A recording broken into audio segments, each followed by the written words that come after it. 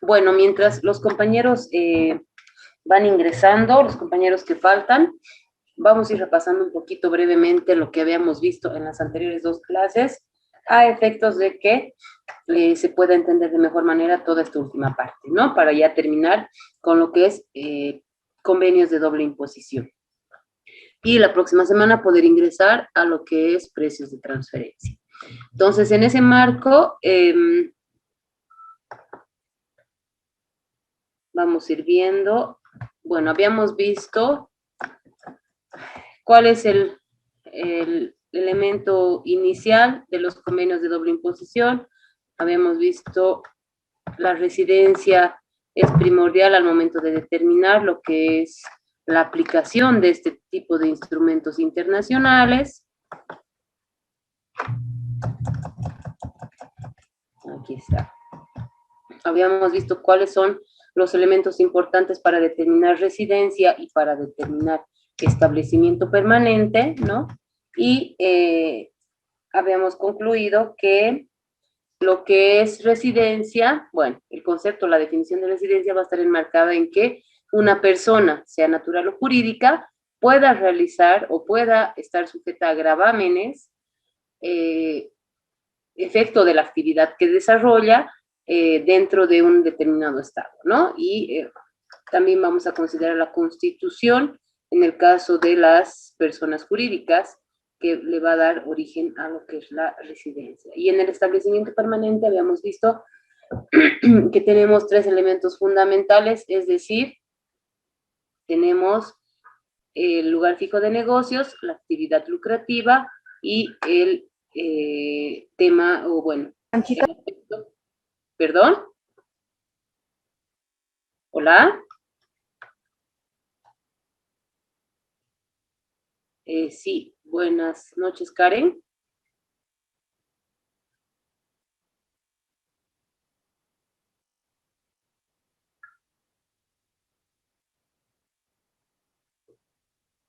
Bueno, continuamos con el repaso de lo que ya habíamos visto. Entonces, como les decía, los tres elementos fundamentales y el aspecto temporal, ¿no? Es decir, más de los 183 días, va a determinar que una oficina que viene de un grupo extranjero, ¿no? Una empresa extranjera, puede constituir por alguno de estos tres elementos, o cumpliendo en todo caso los tres elementos, lo que es un establecimiento permanente, ¿no? Y habíamos visto que los convenios de doble imposición, ya a partir del artículo 6, van estableciendo cuál va a ser la potestad tributaria de los estados. Es decir, cuál es la potestad tributaria para gravar, exencionar o tal vez grabar con un límite, ¿no? Entonces habíamos visto que algunos tipos de renta como bienes inmuebles, beneficios empresariales, ¿no? Tráfico internacional, van a permitir que un Estado grave y que el otro exencione, ¿no? Deje de percibir ese ingreso por impuestos. Y habíamos visto que algunos otros conceptos de renta, de utilidades, de ingresos, como lo que son intereses, regalías, dividendos, establecen un límite a efectos de poder grabar, ¿no? Es decir, un Estado va a grabar hasta el límite que el convenio le permite, ¿no? Y por ende, el otro Estado también va a poder realizar el gravamen, pero reconociéndolo ya antes tributado en el otro Estado. Y ahorita vamos a ver lo que son dos tipos de métodos que contienen los convenios de doble imposición, ¿no? Y bueno, habíamos pasado también por otro tipo de rentas, este tipo de rentas que también va a determinar que uno u otro estado grave o exención en todo caso, ¿no?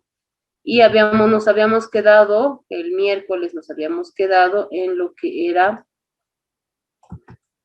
estudiantes, si no me equivoco, ¿no? Entonces habíamos visto que las rentas de estudiantes, bueno, en todo caso, los estipendios que reciben los estudiantes cuando van a otro país, van a ser alcanzados por el Estado que paga ese estipendio, ¿no? O ese pago, ese ingreso de manutención, si quieren, que le dan a los estudiantes, a efectos de que se trasladen a otro Estado, ¿no? Entonces, se va a respetar que el gravamen se dé solamente en el estado en el que, del cual deviene el ingreso, ¿no? Eso se va a respetar. Y finalmente, cuando hablamos del tema de rentas, tenemos un artículo dentro de los convenios de doble imposición que está referido principalmente a otros ingresos. Es decir, que si el tipo de renta que yo estoy percibiendo no se encuentra establecido en ninguno de los artículos anteriores, yo voy a aplicar este tipo, o bueno, este artículo en realidad que se denomina otros ingresos, ¿no? Y que establece que la renta de un residente de un estado contratante, es decir, de uno de los estados que suscribe el contrato, no importa cuál sea el origen, no está grabada y no esté grabada por los artículos anteriores, solo va a ser grabado en ese estado, ¿no? En el estado de residencia.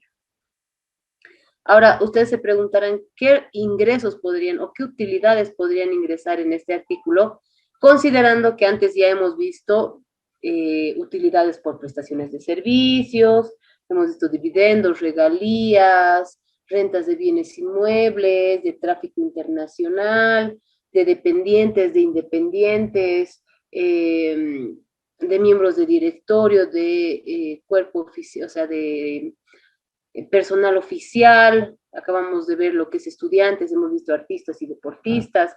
Entonces, ¿qué otros ingresos entran acá? Algunos ingresos tal vez extraordinarios que no llegan a estar en ninguna de las categorías anteriores. Por ejemplo, si yo me gano la lotería, ¿no? Ese es un ingreso que no se encuentra establecido en ninguno de los artículos precedentes, por lo tanto, yo podría aplicar este artículo.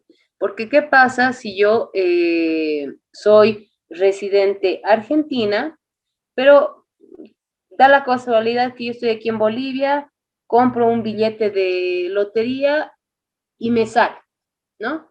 Entonces, obviamente, yo voy a tener un ingreso que no obedece a ninguno de los artículos precedentes y Bolivia no me podría hacer ninguna retención ni establecer un gravamen a ese ingreso porque mi residencia sería la Argentina. Por lo tanto, yo tendré que llegar a la Argentina, declarar que he tenido este ingreso y ahí me tendrían que realizar el gravamen, ¿no?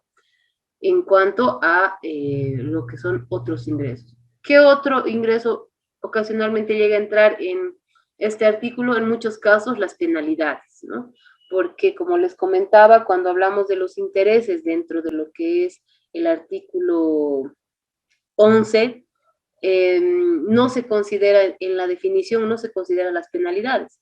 Por lo tanto, si yo tuviera penalidades por algún tipo de demora, ¿no? O por algún incumplimiento en un contrato, también podríamos utilizar este artículo. Es decir, solamente el gravamen se va a dar en residencia, ¿no? Solo el residente podría gravar.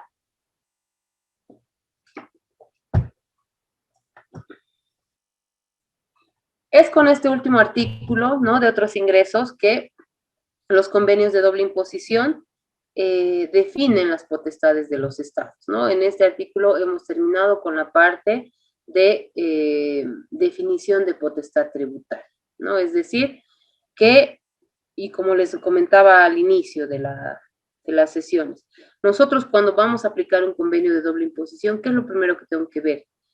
Primero tengo que ver qué dice mi normativa interna respecto a esa renta. Si esa renta está grabada, ahí recién tendré que ver si hay convenio o no. Y si hay convenio, yo tengo que ver si tanto el alcance de residencia, el alcance de impuestos se encuentra dentro del convenio, entonces yo podré aplicar, identificaré el tipo de renta al cual está haciendo referencia y con ese tipo de renta ya veré qué dice, qué requisitos me da el artículo, si es que hay algún tema de, no sé, requisito previo, por ejemplo, veíamos en lo que era dividendos, que ahí tenemos tres requisitos, ¿no? Primero teníamos el tema, bueno, de residencia, que es aplicable a todos, pero además teníamos ahí el porcentaje de capital, porque si es mayor a 25%, entonces el límite reduce. Si es mayor al o menor en todo caso al 25%, el límite es mucho mayor, ¿no es cierto? O también nos decía que debe haber un beneficiario efectivo, es decir, ese es un requisito también para que yo pueda aplicar ese artículo, ¿no? Que es que haya un beneficiario efectivo. Entonces, hasta este artículo de otros ingresos vamos a ver todo lo que es, vamos a tener que identificar en caso de aplicar un convenio de doble imposición, qué renta es la que tengo que recibir o enviar o remesar, por lo tanto, cuál es el artículo que corresponde aplicarse, ¿no? Después, los convenios de doble imposición, en los últimos articulados, tienen algunos artículos referenciales o que van a coadyuvar a las administraciones tributarias con las tareas de aplicación de todos los artículos precedentes. Y es el caso de los métodos de aplicación. Es decir, que dentro de los convenios de doble imposición se establecen dos tipos de métodos principalmente, ¿no? Uno es el método de exención y el otro es el método de descuento o acreditación. Pero ahora, ¿qué me establece el método de exención? El método de exención me dice que el Estado que esté obteniendo las rentas, es decir, el Estado que no va a corresponder que grave por efecto de la aplicación de alguno de los artículos específicos, va a tener que aplicar una exención a la renta, ¿no? Que se estaría en este caso realizando. A ver, es lo que pasa aquí en Bolivia cuando nosotros estamos contratando servicios en el exterior. No existe un establecimiento permanente para poder grabar, por lo tanto, sí aplicamos una exención, ¿no? Aplicamos un método de exención directa, es decir, no hay una tramitación, no hay una formalización previa, ¿no? Y esta exención que aplicamos es total, no hay una exención parcial, a no ser que estaremos hablando de alguno de los artículos que tienen una alícuota con límite, ¿no? Que evidentemente ahí, cuando estamos hablando, por ejemplo, en dividendos y el convenio con España, como hemos visto, el límite es del 10% cuando el capital es mayor al 25%, ¿no? El capital accionario. ¿Qué significa eso? Que yo le voy a exencionar, en todo caso, al contribuyente un 2.5, ¿no? En vez de hacer la remesa del 12.5, solamente voy a recibir la remesa del 10, ¿no? O en todo caso voy a retener por esa remesa solamente la alícuota del 10%, es decir, que el 2.5 voy a exencionar. Entonces, este método está referido principalmente a eso, ¿no? A que uno de los estados tenga que realizar la exención para evitar justamente que exista una doble imposición.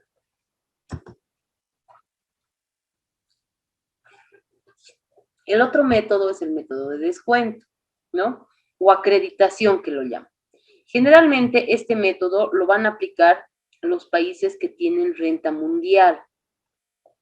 ¿Y por qué aplican este método? Porque, bueno, considerando que la renta mundial establece que el ingreso se va a gravar en su estado por residencia y no va a considerar fuente, es decir, no importa el lugar del mundo donde obtengas el ingreso, se va a tener que grabar en su estado de residencia.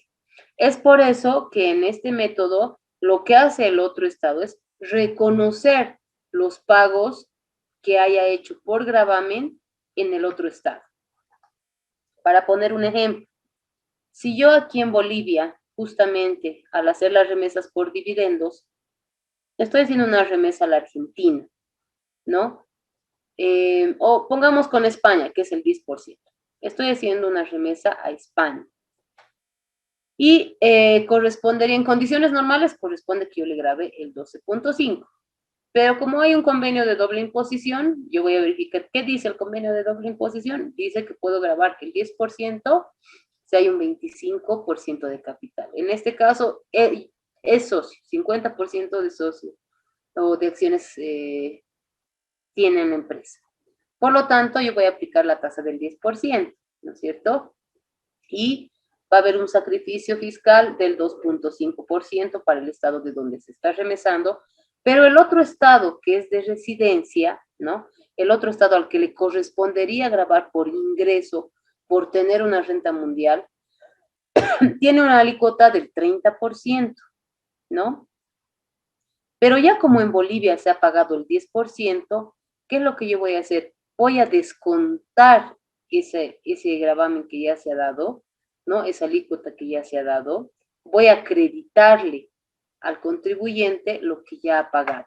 Es decir, si mi alícuota sobre esa utilidad era 30%, yo voy a reconocer el 10% que ya se pagó en el otro estado y únicamente voy a tener que pagar el 20%.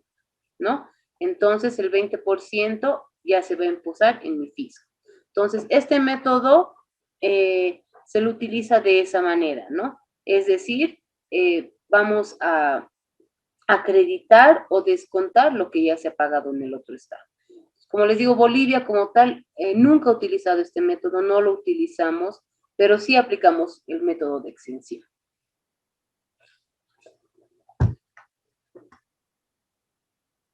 Asimismo, los convenios de doble imposición tienen una cláusula que se llama de no discriminación. ¿A qué hace referencia esta cláusula?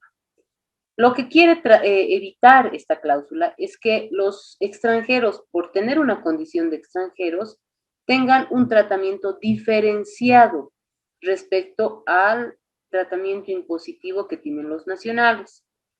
Es por eso que esta cláusula establece que no se puede tener un trato o un tratamiento tributario diferente a sus nacionales, ¿no? Por ejemplo, si nosotros tenemos el convenio con los franceses, por el hecho de ser franceses o por el hecho de ser extranjeros, nosotros no podríamos aplicarles una tasa mayor, un tratamiento impositivo más estricto, etcétera, ¿no? Entonces, esta cláusula lo que va a hacer es evitar que justamente se pueda dar este tema de un trato diferenciado, ¿no? O trato diferente. También nuestra normativa, bueno, en cuanto a convenios de doble imposición, establece un procedimiento de acuerdo mutuo que toman participación tanto la administración tributaria del otro estado como los contribuyentes, ¿no? Actualmente, bueno, como país nosotros no tenemos un procedimiento de acuerdo mutuo, si quieren, normado, ¿no? Nunca hemos tenido un caso que haya acudido a un procedimiento de acuerdo mutuo, pero eso no quiere decir que nunca lo vayamos a tener. ¿Y qué significa esto, no? Significa que una persona que considere que no se está aplicando de manera correcta el alcance del convenio, ¿no? O los artículos del convenio, tiene 3 años a partir de que se haya producido el hecho para poder recurrir ya sea a la otra administración tributaria o a la instancia de autoridad competente que tenga la facultad para dirimir este caso. Pero en realidad, ¿qué es lo que va a ocurrir? Las dos administraciones tributarias van a tener que realizar algún tipo de coordinación para determinar si se da viabilidad o no, ¿no? A este caso.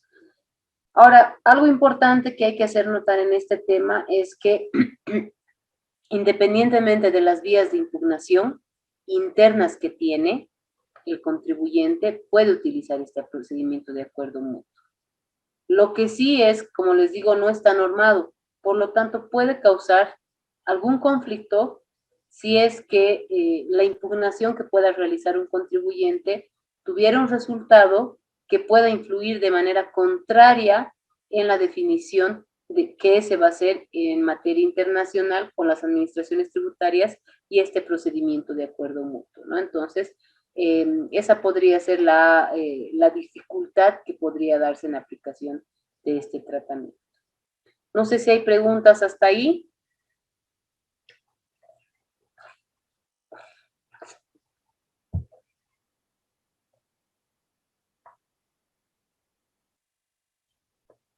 Ya, vamos a continuar entonces.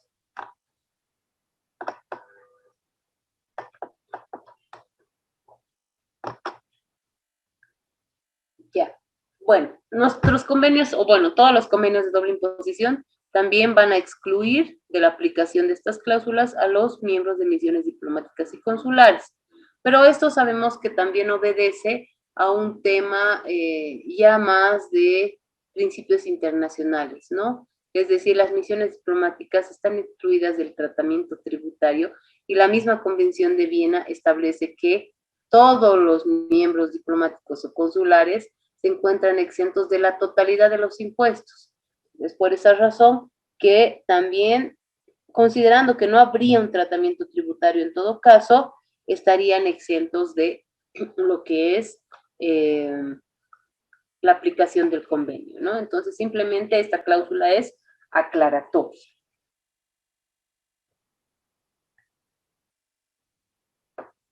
Asimismo, los convenios de doble imposición establecen un tratamiento para hacer un intercambio de información, ¿no?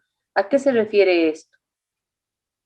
Esto ya sería para aplicación de las administraciones tributarias y nos va a establecer, no de manera específica todos los convenios, pero sí hay la posibilidad de estos tres tipos de intercambio de información. El tema de la transparencia al momento de la aplicación de los convenios de doble imposición. Además que esto también influye en precios de transferencia porque ustedes saben que si no tenemos información, por ejemplo, en un caso de precios, no vamos a poder tener tal vez una resolución correcta o adecuada para el contribuyente. Lo mismo ocurre acá en la aplicación de los convenios. Considerando que pasando el límite de mi frontera, yo ya no sé qué pasa con la utilidad o la actividad que tiene mi contribuyente, entonces estos acuerdos, o en todo caso el artículo 26 de los convenios de doble imposición, van a permitir que exista un intercambio de información entre administraciones tributarias, entre autoridades competentes, ¿no? Entonces, vamos a tener tres tipos de intercambio de información, ¿no?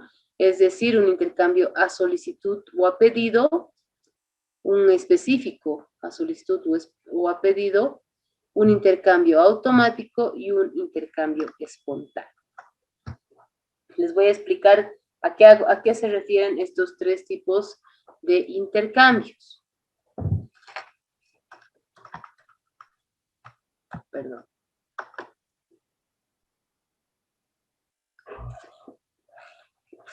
Bueno, el intercambio a solicitud es cuando uno de los dos estados va a formular una solicitud de información al otro estado contratante, ¿no?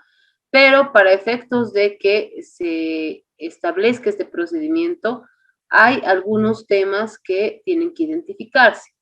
Además, es bueno hacer notar que cuando hay un intercambio de información entre administraciones tributarias, únicamente, no va a ser una información únicamente tributaria. Entonces, como pueden ver aquí en las viñetas, en la diapositiva, podemos ver que puede ser información del propietario legal o beneficiario final, es decir, puede ser información que considere información mercantil, societaria, ¿no? De registro, de constitución. Sí vamos a también tener la posibilidad de pedir o que nos pidan información contable, financiera. Ahí veremos facturas, contratos, ¿no? Cualquier otro tipo de información contable. Las transacciones bancarias, ¿no? Es algo bien importante. La mayoría de los países ha estado limitando lo que es el secreto bancario, pero a lo largo de los últimos años han levantado lo que es este secreto bancario. En realidad, Bolivia es uno de los pocos países que aún mantiene cierta restricción. También podemos pedir o nos pueden pedir declaraciones de impuestos, nos pueden pedir informaciones de residencia, de precios de transferencia, no sé, contratos, cualquier tipo de información, ¿no? Es decir, cuando aplicamos este artículo de los convenios de doble imposición, que es el intercambio de información a solicitud, en este caso, quien nos está realizando la petición o a quien estamos realizando la petición, primero tendría que haber agotado todas las vías para pedir la información de manera interna, ¿no? O para obtener la información de manera interna. Y al ser relevante porque existe un proceso de determinación, porque ese es también otro de los requisitos, que existe un proceso de determinación, entonces se podría tal vez otorgar el intercambio de información, ¿no? Algo que quiere evitar mucho lo que son los convenios de uniposición y este intercambio, en realidad, es que exista una expedición de pesca, como dice aquí en la pantalla, ¿no? ¿A qué hace referencia esto? A que al azar las administraciones tributarias pidan información de varios contribuyentes, digamos, o de un sector. Eso no se puede con este tipo de intercambio, ¿no? Tiene que ser una información puntual, porque al igual que nosotros como país tenemos la confidencialidad de la información, en otros estados esta confidencialidad es todavía mucho más restringida. Por lo tanto, no nos darían la información así de manera abierta, ¿no? Por eso no podemos pedir, digamos, de, no sé, todas las personas que vivan en La Paz, ¿no? No, o todos los contribuyentes que sean de La Paz. No puedo hacer eso, ¿no?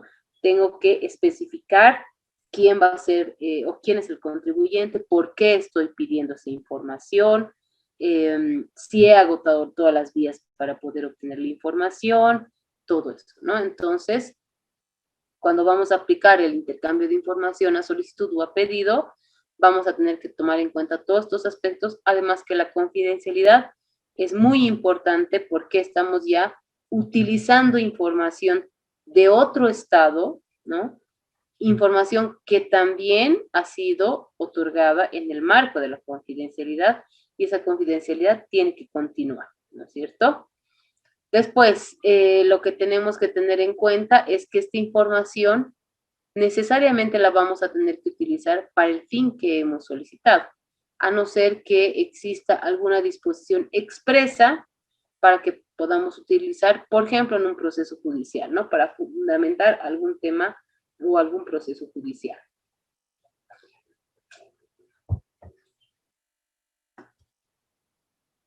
Otro de los tipos de intercambio de información son el intercambio espontáneo, ¿no? ¿Qué significa el intercambio espontáneo? Significa que como país yo voy a identificar algún aspecto que considero le pueda servir al otro país, por lo tanto, de manera de oficio, yo le voy a remitir esta información a la otra administración tributaria para que realice la investigación correspondiente y nos pueda también reportar o retroalimentar con resultados, ¿no? Por ejemplo, en los esquemas de evasión fiscal, los esquemas de planificación tributaria que son ya nocivos, deberían ser elementos que se intercambien de manera espontánea entre las administraciones tributarias, ¿no? A fin de evitar que esto se vaya incrementando, ¿no? Y también vaya generando más evasión. Después tenemos transacciones que involucran jurisdicciones con bajos impuestos, ¿no? Entonces, este es un elemento que puede detectarse y nos pueden remitir, ¿no? O que exista una transferencia artificial de ganancias entre empresas relacionadas. Es decir, que existan transacciones entre empresas que tienen algún tipo de vinculación, pero en realidad que estas transferencias no se den, ¿no? Por un tema, que sea por un tema tal vez estratégico del grupo corporativo y al final es una transferencia artificial. Y por último tenemos el tipo de intercambio automático, ¿no? Que hace referencia a que de manera periódica la información de una de las administraciones tributarias con la otra administración tributaria pueda irse intercambiando, digamos, cada 15 días, pero ya automáticamente, ¿no? Pero principalmente este tipo de intercambio automático se va a dar con información bancaria, información financiera, y este tipo de información recién es que ya se puede utilizar al interior, digamos, de cada administración tributaria, pero nos va a ayudar a identificar mucho movimiento económico. Entonces, actualmente, dentro de la ley que crea el IGF, van a ver ustedes que ha habido una apertura a lo que es el secreto bancario y establece que para efectos del IGF también, pero adicionalmente para intercambios internacionales de información, se puede pedir información financiera o bancaria, ¿no? Entonces, eso todavía puede coadyuvar a que este intercambio automático se dé, ¿no? Sin embargo, nuestros sistemas, nuestras plataformas no son lo suficientemente sólidas como para soportar un intercambio automático de información. Bueno, y por último, acá ya para cerrar lo que es el modelo del convenio, ¿no? Vamos a ver cuáles son los convenios que tenemos en la actualidad. Estos 7 convenios, como les comentaba, ya se encuentran en la plataforma, ustedes los pueden descargar, los pueden tener, porque cualquier momento nosotros podemos aplicar un convenio de doble imposición, ¿no? Entonces tenemos con Argentina, Alemania, Suecia, Reino Unido de Gran Bretaña e Irlanda del Norte, es el nombre completo, Francia, España y la Comunidad Andina, ¿no? Entonces, con la Comunidad Andina tenemos con 3 países. Y bueno, en Irlanda o Reino Unido de Gran Bretaña, bueno, se encuentran Inglaterra, Escocia, Irlanda del Norte, ¿no? Y creo que esos 3 países o jurisdicciones se encuentran dentro de lo que es Reino Unido. Y en la decisión 578 tenemos a Perú, Colombia, Ecuador y Bolivia, ¿no? Entonces, estas diapositivas también las van a tener dentro de la plataforma para poder tener este cuadrito que siempre sirve de referencia al momento de ver si un país va a aplicar o no convenios de doble imposición. No sé si hay alguna consulta hasta ahí antes de que entremos a la normativa ya que establece la administración tributaria.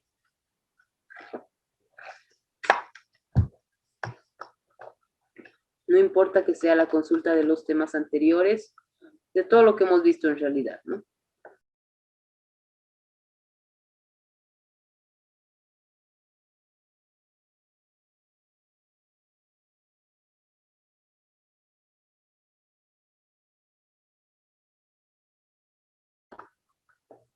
Antes de que pasemos a lo que es la normativa interna, pedirles por favor, voy a verificar la lista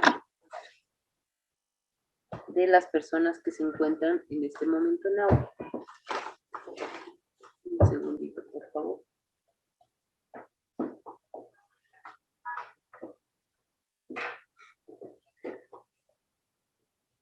Está Simón Candia.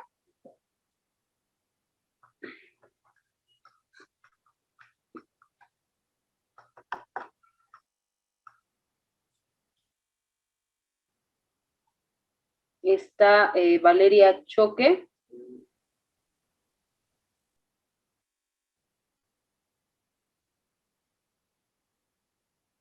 Dayan Jauregui.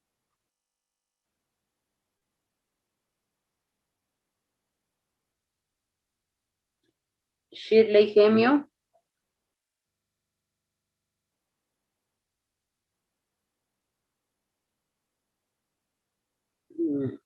Roxana Marca.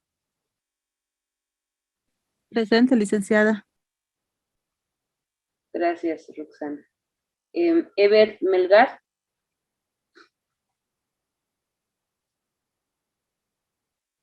Edith Zamollo.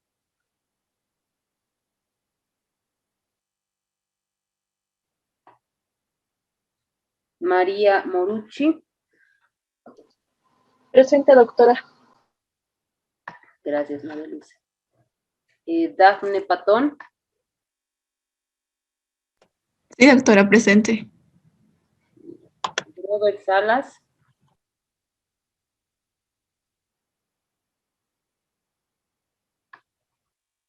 Rosemary Soria.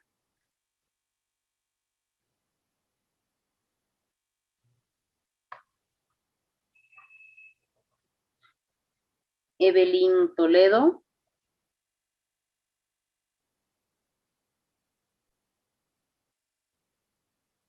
Jimena Vargas. Presente, doctora. Muchas gracias. Presente. Sí, gracias, Jimena. Valeria. Valeria sí está.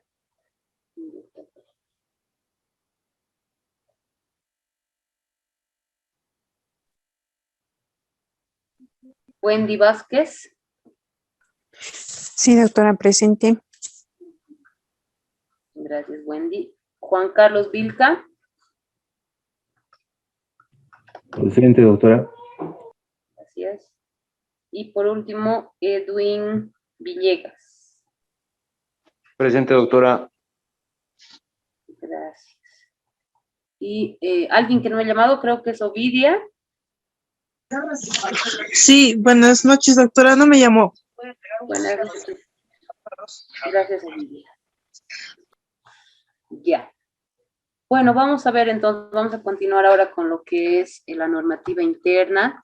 Como les comentaba, a partir de la gestión 2017, dentro de una reestructuración de la administración tributaria, se crea lo que es la Unidad de Fiscalidad Internacional dentro del Departamento de Fiscalizaciones y Fiscalidad Internacional de la Gerencia Nacional de Fiscalización, ¿no? Entonces, es decir, que esta unidad a nivel nacional, ¿no? Ve todos estos temas de fiscalidad, además que realiza ya lo que son las fiscalizaciones, las auditorías en materia de precios de transferencia y también, ¿no? Se ha empezado a realizar de manera inicial, tal vez como una prueba piloto, algunas fiscalizaciones que tienen relación con la aplicación de convenios de doble imposición. Como ustedes pueden ver, nuestros convenios de doble imposición, si bien son con países con los que tenemos bastante movimiento económico, datan de mucho tiempo, ¿no? Con la Argentina, por ejemplo, tenemos un convenio de más de 30 años, ¿no? Y bueno, en el resto de convenios estamos igual, ¿no? Estamos, miren, 1992, 1994, 1997 y la decisión 578 que es del 2004, que sería, digamos que la última de las disposiciones de doble imposición que se han suscrito. Entonces, todos estos convenios no tienen lo que son los estándares internacionales, ¿no? Entonces, estos convenios lo que van a hacer es, si bien van a establecer potestades y eran aplicables a partir de estos años, es decir, desde el 76, o bueno, en todo caso desde la ratificación, que era el año 77, nosotros ya podíamos haber aplicado lo que es el convenio con Argentina, ¿no? Sin embargo, una vez que la unidad empezó a funcionar, se pudo percibir que existía bastante deficiencia por parte de tanto de los contribuyentes como de la misma administración tributaria para la aplicación de estos casos, ¿no? Ya existían solicitudes de aplicación o de cómo se podía aplicar los convenios de doble imposición. Había mucha duda respecto a que si había una aplicación directa, si se podía exencionar. Por ejemplo, con la decisión 578, esta no ha sido ratificada como tal. La decisión 40, que es una decisión anterior, es decir, la previa a la 578, la que antes estaba vigente, estaba ratificada por decreto supremo, ¿no? Entonces sí había esa duda. Como pueden ver, el convenio de doble imposición con la Argentina también ha sido ratificado con decreto supremo y no así con una ley como establecía nuestra constitución anterior. Antes de nuestra constitución del 2009 se establecía que tenía que un tratado, un convenio, un instrumento internacional tenía que ser ratificado por ley para poder entrar en vigencia y ser aplicable, ¿no? Entonces, como podemos ver, no todos estos instrumentos internacionales tenían esas condiciones, entonces había bastante duda respecto a cómo se podía aplicar estos documentos en procedimiento, cómo podían darse, ¿no? Entonces es en ese marco que la Administración Tributaria, el 31 de diciembre de la gestión 2017, emite una resolución normativa, es la resolución normativa número 30, para la aplicación de los convenios de doble imposición. Y ahí quiero reiterar que la emisión de esta resolución normativa no quiere decir que no hayamos podido aplicar los convenios con anterioridad, ¿no? De igual manera se podían aplicar, simplemente esta resolución lo que hace es aclarar algunos aspectos de aplicación, ¿no? Y establecer, sí, mecanismos de control para ver también cuál es el impacto que tiene un convenio de doble imposición y si llega a ser beneficioso para nuestro país, ¿no? Porque uno de los objetivos de tener un convenio de doble imposición es traer más inversión. Y ustedes van a ver en los datos del Banco Central que estos países con los que tenemos convenios de doble imposición se encuentran dentro de los países que mayor inversión extranjera generan en el país, ¿no? Por ejemplo, Suecia, España, está Francia, está Alemania, ¿no? Algún día o algún momento, por curiosidad, entren a la página central, del Banco Central, y ahí ustedes van a poder ver que estos países tienen una importante inversión en el país, ¿no? Entonces podríamos tal vez de alguna manera decir que el que existe un convenio de doble imposición también coadyuva a ese elemento. Entonces, esta normativa lo que va a hacer es aclarar, ¿no? ¿Y cómo qué? El objetivo que tiene esta resolución normativa es establecer las obligaciones, procedimientos y requisitos que se deben cumplir, ¿no? Que deben cumplir las personas naturales o jurídicas a efectos de la aplicación de los convenios, ¿no?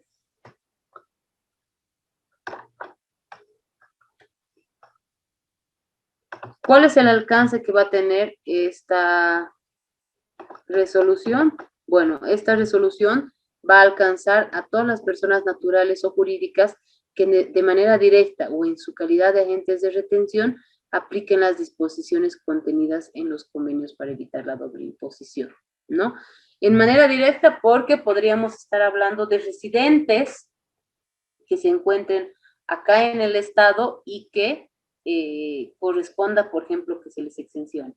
Habíamos visto tráfico internacional y habíamos visto que la exención es el IVE en el 25% y del T en el 3%, ¿no? Es decir, una exención interna, ¿no? Y de agentes de retención porque muchas veces el beneficiario no va a ser la persona o el contribuyente que esté en Bolivia, va a ser quien está recibiendo la remesa, ¿no? Entonces, en ese marco va a haber aquí un agente de retención o de información o una persona que está realizando la remesa que tendría que tener esa calidad, ¿no? Pero por las disposiciones del mismo convenio no va a cumplir.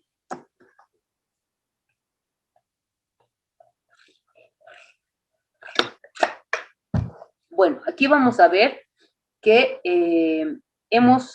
la normativa ha dividido, si quieren, las disposiciones, la aplicación de las disposiciones del convenio en dos marcos, ¿no? Uno, estamos hablando de una aplicación directa, es decir, que el residente o el no residente se está beneficiando de manera directa de las disposiciones del convenio, ¿no? ¿A qué me estoy refiriendo esto? Me estoy refiriendo al artículo 8 de los convenios de doble imposición. ¿A qué hacía referencia el artículo 8? Al tráfico internacional. Y a ver, les pregunto, ustedes me dirán, ¿cuál era la condición para que se pueda gravar el tráfico de transporte internacional? ¿Qué país graba en tráfico internacional?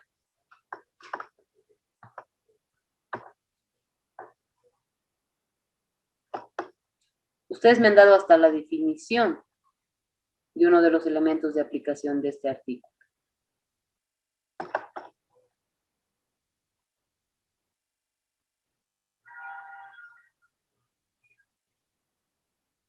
A ver, ¿quién se acuerda?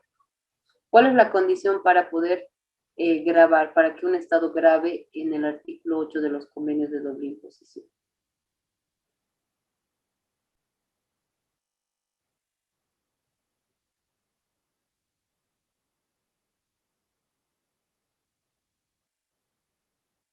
A ver, ¿quién se acuerda?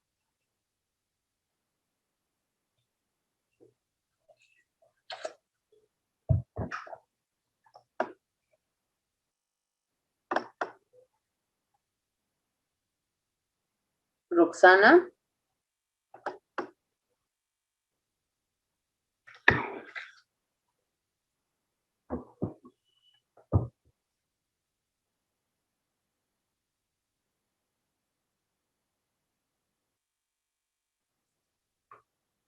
A ver.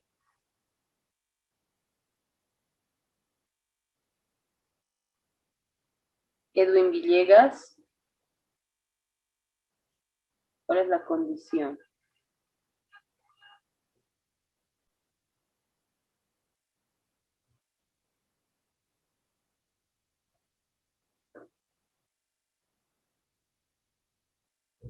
No se acuerdan la condición, pero me han dicho que han entendido todo lo que hemos visto anteriormente.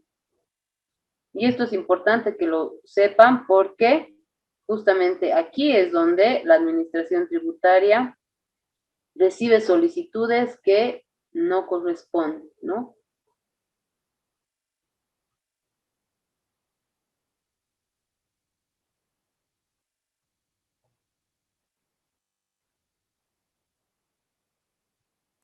A ver. Doctora, ¿dónde se sitúa decisión efectiva, la sede de decisión efectiva? Exactamente, Jimena. Te voy a poner doble participación por haber respondido esta pregunta. Evidentemente, ¿no? Cuando estamos hablando de lo que es la sede de decisión efectiva, bueno, el artículo 8 en realidad, la condición principal es que se va a grabar únicamente donde se encuentre la sede de dirección efectiva. Y como habíamos visto, es la instancia donde se toman las principales decisiones de la empresa, ¿no es cierto? Por lo tanto, aquí hemos visto que existe, sí, un procedimiento para acreditación o reconocimiento. Entonces, esta resolución normativa de directorio, la 30 del 2017, va a establecer eso, que la aplicación directa del convenio, ¿no? O quienes tengan la aplicación directa del convenio, tienen que realizar un procedimiento de acreditación. Como ustedes pueden ver, este artículo, bueno, en realidad la resolución normativa establece claramente que los establecimientos permanentes o sucursales de empresas residentes en el otro estado contratado, ¿no? Esto bajo la premisa de que aquí estamos hablando de estados contratantes con los cuales Bolivia tiene suscrito un convenio, ¿no? Entonces, ¿cuál es ese procedimiento? Vamos a ver cuál es ese procedimiento.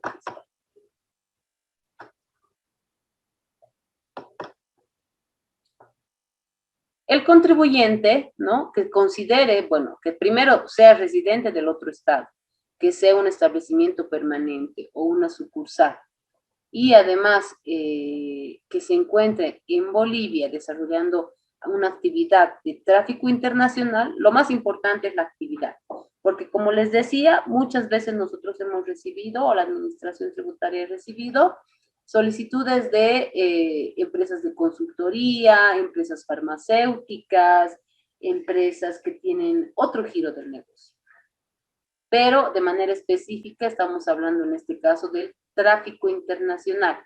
Y el convenio va a definir si es terrestre, nacional, o perdón, aéreo, fluvial, lacustre, ¿no? O si es por ejemplo, con la Argentina tenemos aéreo y terrestre, con los otros países europeos tenemos solamente aéreo y marítimo, ¿no? Pero bueno, sabemos que posiblemente nosotros no tengamos transportes marítimos como tal, pero se tiene este tipo de disposiciones, ¿no? En nuestros convenios. Entonces, en ese marco es que la empresa va a tener que llenar un formulario, este formulario es el 8140, ¿no?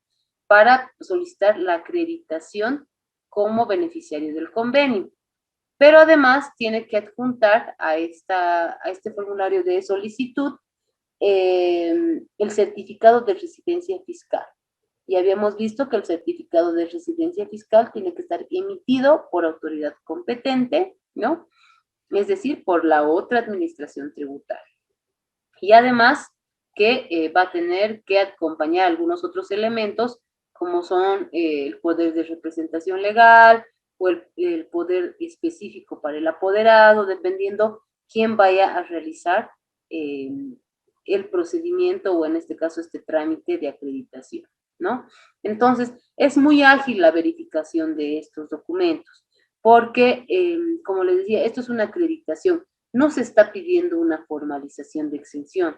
Por lo tanto, en caso de que hubiera un rechazo, ¿no? Porque el rechazo se lo va a dar a través del formulario 8141 o la aceptación a través del formulario 8142, pero si hubiera un rechazo, es porque realmente no tiene la actividad que alguna vez se ha dado, o su certificado de residencia fiscal tiene alguna observación, ¿no? No está vigente su certificado de residencia fiscal, no corresponde a la empresa o la persona que se está presentando acá, o algún otro elemento así que haga que se observe esta documentación, en todo caso, que se está presentando. Es por eso que si cumple todos estos requisitos, automáticamente en 5 días va a ingresar como un beneficiario de aplicación de convenio. Pero ¿qué es importante aquí?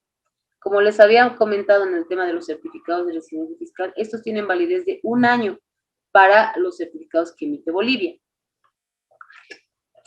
Porque existen países que no establecen un límite de vencimiento o de vigencia de este documento, ¿no? Es por eso que nosotros también vamos a suponer, ¿no? Vamos a presumir que si no tiene una vigencia, el certificado va a tener validez de 1 año. Es decir, 15 días antes de que vence el año, el contribuyente que está acreditado tiene que actualizar ese certificado de residencia fiscal. Ya no va a hacer nuevamente todo el trámite de acreditación, pero sí tiene que presentar su documento o su certificado actualizado para continuar como beneficiario del convenio. ¿Cuál es el efecto? ¿No? Les comentaba que el efecto en este caso es la exención del IUE, ¿no? Y del IT, dependiendo el convenio que tengamos. Por ejemplo, con España tenemos líneas aéreas y hemos visto que también en el convenio se considera lo que es el RCIVA, el IUE y el IT, ¿no? Entonces, por lo tanto, van a ser estos 3 impuestos o estos 2 impuestos a los que va a estar, a los que va a estar con la exención, con la acreditación y con la exención en consecuencia. Asimismo, la resolución normativa lo que establece es el procedimiento, si quieren, de aplicación indirecta, ¿no? De los convenios de doble imposición. ¿Por qué? Porque el beneficiario de la aplicación del convenio va a ser el extranjero, ¿no? El extranjero que se encuentre a la espera de su remesa, ¿no?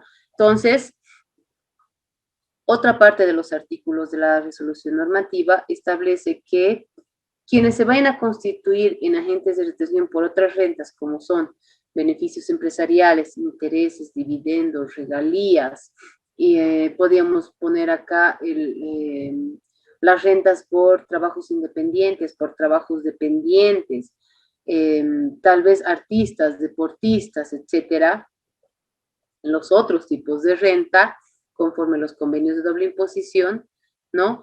Que consideren o que tengan que ser agentes de retención, en realidad lo que van a hacer es respaldar la aplicación del convenio. En muchas ocasiones, por ejemplo, cuando vamos a ver lo que es beneficiarios empresariales, si yo tengo que hacer la remesa y corresponde la retención, voy a aplicar el formulario 530, ¿no es cierto? Por lo tanto, no tengo mayor obligación, porque en este caso no estaría, si yo estoy reteniendo, no estoy aplicando beneficios de convenio. Pero si no estoy reteniendo, ¿no? Entonces, en ese caso sí va a haber otro tipo de obligaciones que va a establecer la administración tributaria a efectos de conocer cómo se está dando ese tipo de exención o, si quieren, no retención. Pero una de las obligaciones es que previo a hacer la remesa, a la fecha de la remesa, se cuente con el certificado de residencia vigente del sujeto residente del otro estado, ¿no? Y así es así que yo voy a respaldar la remesa que estoy realizando, ¿no? Caso contrario, este gasto se va a considerar no deducible, ¿no? Si la administración tributaria me llega a fiscalizar y verifica que no ha existido una solicitud del certificado oportuna, ¿no? Es decir, no he contado yo con el certificado de residencia antes de la remesa, entonces sí va a haber va a ser, bueno, no se va a poder deducir en todo caso este gasto al considerarse que no ha habido el respaldo correspondiente para acreditar que se encontraba la otra parte alcanzada por aplicación de convenio, ¿no? Ahora, ¿qué pasa si yo estoy realizando remesas con una alícuota parcial? Por ejemplo, como es el caso de España, ¿no? En ese caso, vamos a ver que el formulario que voy a aplicar ya no va a ser el 530, sino va a ser el 591. Entonces, este formulario es para el IUE, convenios de doble imposición. Entonces, este formulario nos va a permitir identificar cuál es la alícuota menor que estaría aplicando del IUE, ¿no? Y tendría que pagar la retención en este formulario, en el 591, ¿no?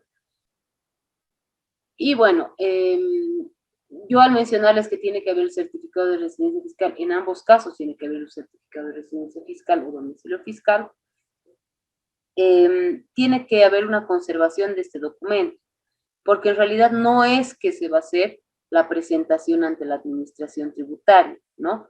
No se va a hacer la presentación ante la administración tributaria de manera inmediata, pero sí se va a tener que conservar hasta el momento que la administración realice alguna revisión al respecto.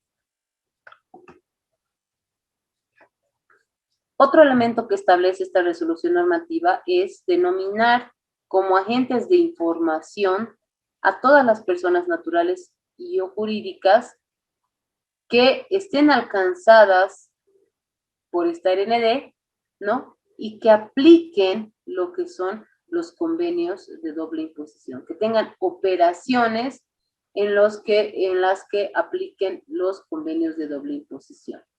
Y para este efecto, la administración tributaria ha habilitado dentro de lo que es el Da Vinci un módulo que se llama operaciones CDI, ¿no? Dentro del aplicativo de agentes de información. Es decir, este módulo corresponde al aplicativo de agentes de información dentro de la oficina virtual, ¿no? Entonces, de esa manera ustedes lo podrían encontrar para poder descargarlo y realizar el deber formal de poder enviar la información. Ahora vamos a ver un poquito qué información es la que enviamos. Primero que esta información tiene que estar en TXT, ¿no? O la pueden subir de Excel. Esa opción les da el aplicativo. Pero además lo que tenemos que nosotros considerar es que existen varios campos que la administración nos está pidiendo para informar. Pero me voy a agrandar un poquito esto para ver, para que esté claro. Se está viendo, ¿no es cierto? Sí. Ya. Bueno, inicialmente ustedes van a poder encontrar dentro de este módulo Operaciones CDI a la vez dos submódulos, si quieren. Uno que es operaciones sin retención, ¿no? Es decir, va a ser todas aquellas remesas que hagamos sin retención, que corresponda hacer sin retención por aplicación del convenio. Y vamos a tener retenciones parciales, ¿no? Operaciones con alícuota diferenciada. Estos dos módulos los vamos a llenar de acuerdo al tipo de operación que yo esté realizando. Ahora, ¿qué tiene qué campos tiene esta este aplicativo y es bueno que lo repasemos porque el que yo me equivoque en el llenado de alguno de estos campos con una inconsistencia me va a llevar a incumplimiento a deber formal y por lo tanto sanción, ¿no? Entonces, es importante que cuando nosotros vayamos a enviar esta información a la administración tributaria, esta información sea lo más certera y precisa posible. Entonces, ¿cuál es el elemento inicial? La fecha, ¿no? Es decir, vamos a introducir la fecha de la remesa. Ahora, algo que voy a recalcar, cuando yo estoy haciendo o cuando yo estoy aplicando un convenio de doble imposición y no corresponde hacer la retención, ¿no? Yo no voy a cumplir o no tengo ninguna otra obligación ante la administración tributaria. Únicamente voy a enviar esta información a fin de mes, ¿no? Es decir, si hoy, 23 de abril, estoy haciendo una remesa que no tiene que tener retención porque estoy aplicando un convenio, entonces, del mes de abril a inicios del mes de mayo voy a enviar esta información, ¿no? Se va a enviar esta información por mes. Si yo tuviera varias transacciones con aplicación de convenio, lo propio, ¿no? Entonces, voy a poner la fecha de la remesa. Voy a poner el tipo de remesa. Y aquí es importante porque aquí no ponen muchas veces lo que corresponde de manera certera. Tengo que poner qué tipo de remesa estoy haciendo, es decir, ¿a qué obedece esa remesa? ¿A un dividendo, a una regalía, a un interés, a una utilidad por prestación de servicios, etcétera? Eso es lo que tenemos que clarificar aquí en tipo de remesa.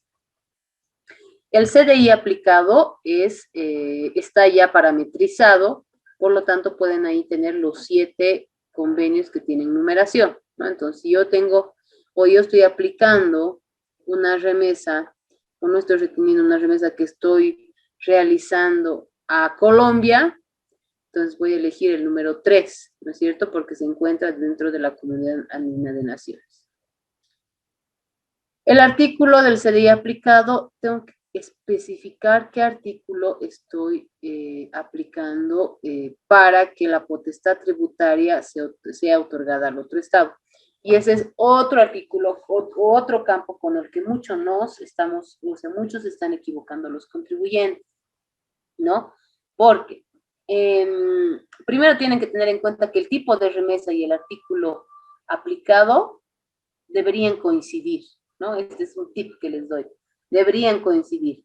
Porque yo no puedo poner dentro de tipo de remesa dividendo y en artículo aplicado poner beneficios empresariales.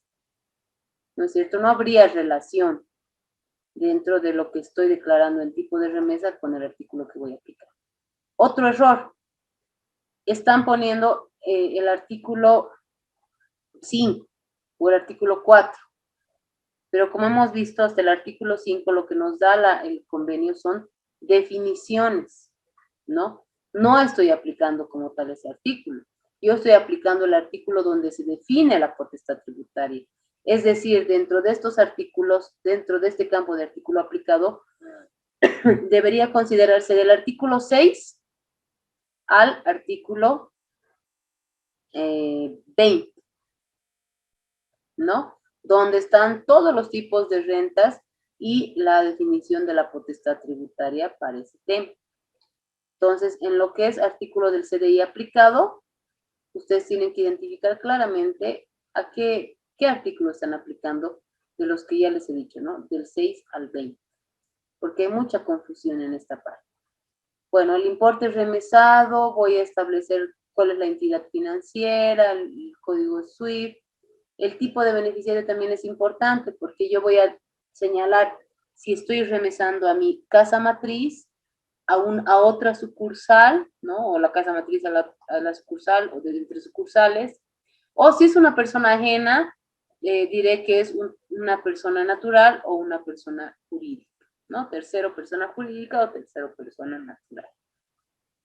Eso tengo que también señalar. Y en los últimos campos, lo que nos pide el aplicativo es establecer cuáles son los datos de la persona a la cual estoy haciendo la remesa, ¿no? es decir, el nombre de la persona natural o jurídica, el país de residencia. Este es otro elemento que tienen que considerar. Cuando yo pongo país de residencia del beneficiario, tendría que coincidir con el CDI aplicado, ¿no es cierto? Porque si yo estoy diciendo que voy a aplicar el convenio con Francia, obviamente la residencia del beneficiario debería ser Francia, ¿no es cierto? Si no, ahí hay un elemento que llama la atención porque no estaría aplicando el convenio a un residente del otro estado, ¿no? Entonces la residencia siempre tiene que coincidir también con el tipo de convenio. Asimismo, tenemos otros elementos como su número de identificación tributaria en el otro país, o cédula de identidad, o de persona natural, no sé cómo se denomina en otros países. También tendríamos la fecha de emisión del certificado de residencia. Este es otro elemento importante, porque ¿qué es lo que va a verificar la administración tributaria? Va a verificar que si yo estoy haciendo la remesa, la fecha de la remesa es 23 de abril, el certificado, la fecha de emisión del certificado de residencia debería ser anterior, ¿no? Así sea un día anterior, pero tiene que ser anterior, para que, como les decía, se considere ese gasto y se considere también la aplicación del convenio. Y bueno, por último tenemos la fecha de vencimiento del certificado de residencia, porque ¿qué es lo que queremos nosotros? Que sea un certificado vigente, ¿no? Por lo tanto, todas las remesas que se vayan a hacer dentro de ese tiempo, si quieren, de vigencia del certificado de residencia, no necesitan tampoco respaldar cada transacción con un certificado de vigencia, ¿no es cierto? O un certificado, perdón, de residencia fiscal. Ya podría aplicarse un solo documento.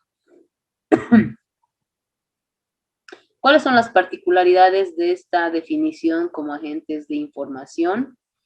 Como les decía, es una información que vamos a presentar de manera mensual, ¿no? La fecha de presentación va a ser la misma que utilizamos para la declaración jurada del IVA, es decir, de acuerdo al último dígito del NIP, ¿no? Y vamos a utilizar la oficina virtual, el módulo de operaciones CDI, para que nosotros podamos subir la información. Ahora, ¿qué pasa si yo dentro de un mes no tengo operaciones en las que haya utilizado aplicación de convenio, ¿no? O las que haya aplicado convenio de doble imposición? Esos meses no es necesario que se envíe ninguna información. Es decir, no persiste la obligación de informar a la administración tributaria el que no tenga aplicación de convenio, ¿no? Transacciones con aplicación de convenio, ¿no? Y tiene la misma lógica que con el libro de compras y ventas. Es decir, que una vez que yo estoy enviando la información, tengo 30 días para volver a enviar la información por si ha habido algún error, me he equivocado en algo, no sé, lo que yo haya detectado, puedo volver a enviarlo, puedo volver a enviar sin que se considere fuera de plazo. Pasado este plazo, ya evidentemente va a tener un cumplimiento de deber formal, ¿no? Es decir, si yo voy a enviar de abril, voy a enviar en mayo, ¿no? Tengo además 30 días, es decir, casi hasta junio, para yo rectificar esa información y volver a enviar, ¿no? Y si se vence el plazo, bueno, ya se va a incurrir en un incumplimiento a deber formal. Y como les comentaba, existen sanciones para quienes incumplan los deberes formales producto de esta resolución normativa, ¿no? Entonces, ¿qué es lo que está sancionado? El no envío, ¿no? Obviamente, si nosotros identificamos que existen aplicación de convenio y no se ha enviado la información, obviamente que esta información se encuentra con la obligación, si quieren, desde el 1 de enero del 2018, ¿no? Entonces, hacia atrás no hay ningún problema, pero el no envío es sancionado. El envío fuera de plazo también tiene su sanción, ¿no? Y como pueden ver, las sanciones no son bajitas. Ahora, el envío con inconsistencias, incompleta o sin cumplir disposiciones establecidas en la normativa específica. Como les decía, una inconsistencia podría ser que yo ponga, voy a volver a la lámina de atrás, yo ponga tipo de remesa, regalía. Artículo aplicado, no sé, el artículo 6, por ejemplo, que es rentas por bienes inmuebles. No hay relación, ¿no es cierto? Si estoy yo poniendo regalía, tendría que estar aplicando el artículo número 12, que es referente a regalías. O si yo pongo intereses, pero estoy aplicando el artículo 14, el 17. No estoy segura si es el 17, no me acuerdo. De artistas y deportistas, por ejemplo. No tiene relación, ¿no es cierto? Entonces, eso se puede considerar una inconsistencia. Después me dice incompleta o sin cumplir las disposiciones establecidas. Incompleta, bueno, es enviar información que no cumpla con establecer todos los campos, ¿no? Con llenar todos los campos. Y también puede ser, dice, sin cumplir las disposiciones de la normativa específica. Es decir, por ejemplo, que yo no respalde con el certificado de residencia fiscal, no sé, cualquier otro elemento que dé lugar a que yo esté enviando información que es incompleta, ¿no? Y además está sancionado, bueno, el envío con errores, pero como ustedes pueden ver, es a partir de 51 errores, ¿no? Entonces, creo yo que tanto así equivocarnos no se podría dar, ¿no? Es difícil que se dé un error así de tantos campos.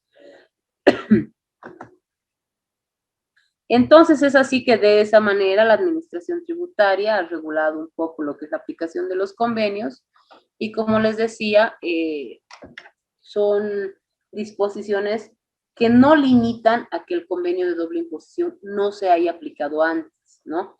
Es decir, si hay aplicación, si se detecta aplicación del convenio, pónganse el 2017, el 2016, 2015, son válidas esas aplicaciones de convenio, solo que no vamos a encontrar algunas obligaciones o deberes que se hayan cumplido, ¿no es cierto? Como el haber remitido la información, el llenar el aplicativo, el tener el certificado de residencia fiscal posiblemente, ¿no? Aunque ese es un documento que para demostrar la aplicación del convenio siempre tendría que haberse pedido, ¿no? Pero que las administraciones tributarias tampoco lo van a negar. Es decir, si en la actualidad pide algún certificado de residencia fiscal algún contribuyente, no lo van a negar, ¿no? Siempre y cuando se establezca cuál es el alcance que se quiere certificar o que quieren,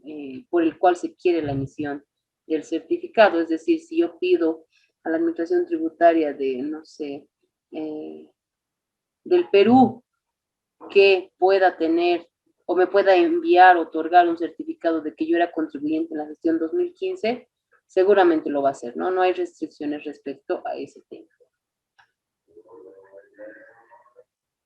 No sé si hay preguntas hasta ahí.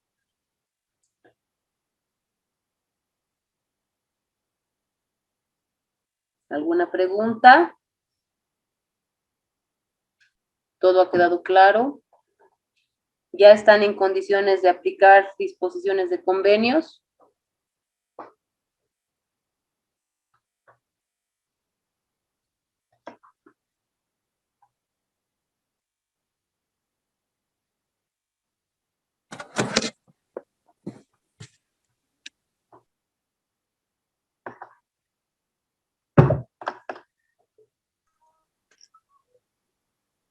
Wendy, ¿alguien? Sí, doctora. Sí, doctora. Bueno, lo que usted dijo es que, bueno, ya lo vamos a empezar a aplicar a la próxima semana, sería la aplicación, ¿verdad? ¿Sería posible que antes de que hagamos los ejercicios, hagamos uno con usted en un tema así como, no sé, una remesa, un pago de dividendos, llenando así, incluyendo este formulario, todo, para que quede más claro? Ya, en realidad ustedes ya tienen para este fin de semana una actividad en la plataforma, ¿no? que son casos de aplicación del convenio, pero bueno, son casos sencillos, ¿no? No son casos así, de práctica como tal, digamos, de llenado de formulario. Lo que sí podemos hacer el lunes es, yo voy a preparar en el Excel, que es de donde, digamos, extraeríamos la información para llenar en el aplicativo.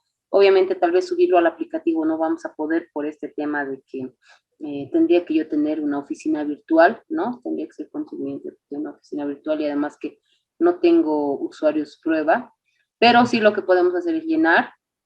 Podríamos hacer un caso práctico respecto a una remesa real, ¿no?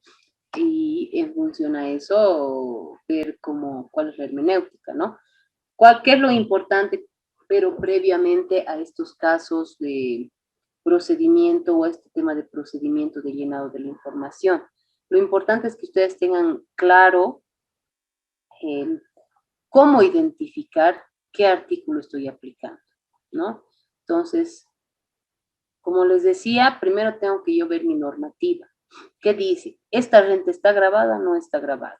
Si está grabada, entonces es ahí donde yo identificaré qué tipo de renta es. Es decir, yo estoy teniendo un servicio, una prestación de servicios, pónganse, o estoy remesando un dividendo, para hacerlo más fácil. Estoy remesando un dividendo a mi casa matriz, ¿no? Esos dividendos, esa remesa va a estar alcanzada por el 12.5. Pero entonces, ¿qué es lo que yo haré? Me voy al convenio con el país al cual estoy remesando y buscaré primero el tipo de renta. Es decir, no voy a ver obviamente beneficios empresariales, voy a ir barriendo, voy a llegar a dividendos. Y en dividendos voy a ver qué establece el convenio. ¿Hay un límite para poder hacer la retención? Hay un límite. Pero yo veré si ese límite me permite hacer retención o no. Como les he dejado los convenios dentro de la plataforma, yo les recomiendo que puedan darle una revisada, aunque sea una revisada rápida a los convenios, y ustedes van a ver que en la mayoría de los convenios tenemos alícuotas límite que nos benefician en todo caso, y si se les ocurre o han tenido algún caso de aplicación de convenios en algún momento, ya en la vida profesional, entonces el lunes lo podemos ver, ¿no? Podemos ver si se ha hecho de manera correcta, si se ha remesado de manera correcta, o no se ha retenido de manera correcta, o si ha habido retención, si se ha aplicado el formulario correcto, etcétera, ¿no? Pero como les digo, cuando no hay retenciones, no tenemos ningún formulario que aplicar. Pero si hay una retención con alícuota parcial, sí vamos a aplicar lo que es el 591, ¿no? Y si estuviéramos teniendo que hacer la retención, es decir, el 12.5, entonces, bueno, ahí no estaríamos utilizando ningún beneficio de convenio. Por lo tanto, voy a utilizar el formulario 530 como regularmente utilizo en remesas en las que tengo que hacer retenciones, ¿no? Ok, gracias, doctor. Gracias a ti, Wenda, por la inquietud. ¿Alguna otra participación? ¿Alguna otra pregunta?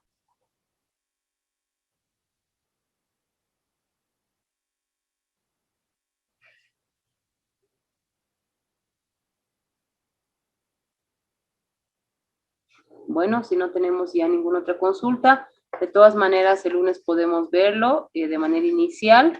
Como les digo, les voy a mostrar algún casito, porque también tenemos que empezar con lo que es precios de transferencia, ¿no? Y en precios de transferencia también va a llevar su tiempo, porque es también bastante el contenido. Entonces, vamos a hacer el caso y después vamos a entrar a lo que es precios de transferencia. Les agradezco por su participación del día de hoy, por su atención, y nos estaríamos viendo el día lunes. Hasta el lunes, doctora. Hasta el lunes, muchas gracias. El lunes, doctora. Hasta el lunes. Hasta el lunes. Buenas noches.